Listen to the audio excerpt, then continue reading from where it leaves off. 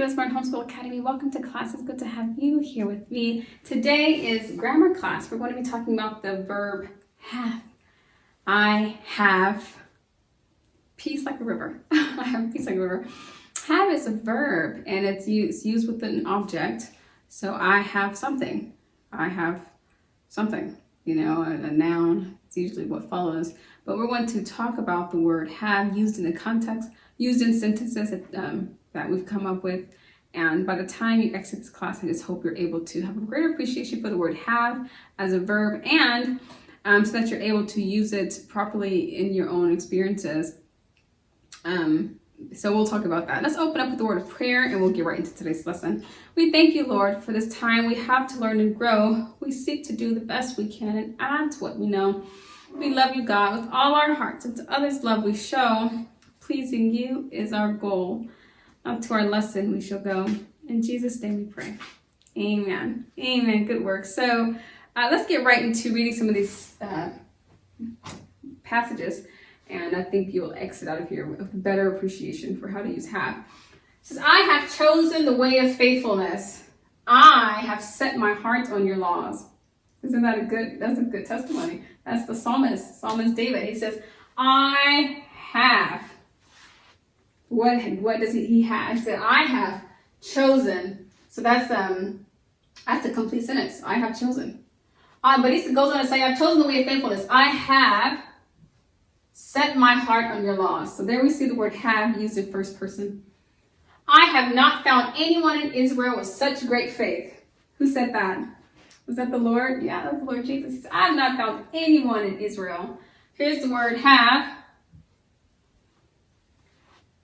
And I have not found anyone in Israel with such great faith. Complete sentence. And that's how the Lord used the word have. Truly, I tell you, if you have faith and do not doubt, and the passage goes on, but we can see here the word have being used. Again, he says, if you have faith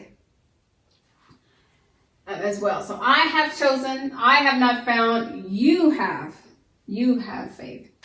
You, there we go again with you. You have been faithful with a few things.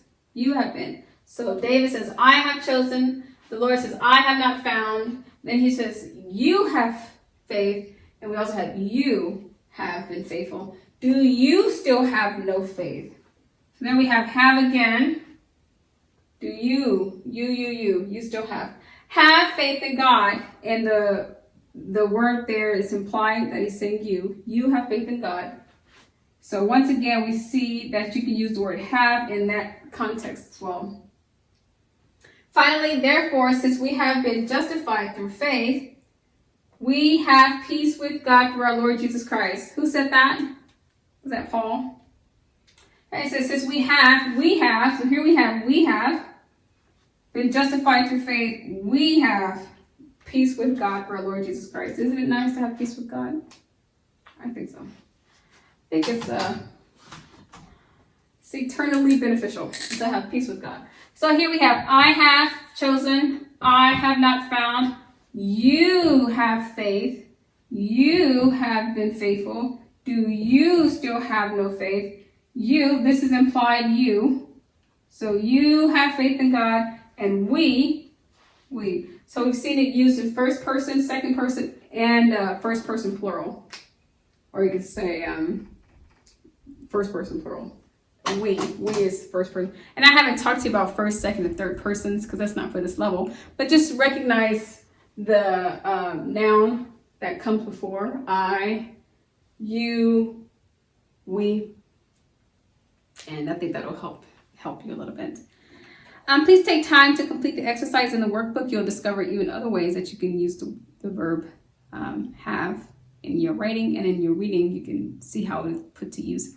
Thank you so much for coming to class, being a part of today's lesson. But until tomorrow, God bless.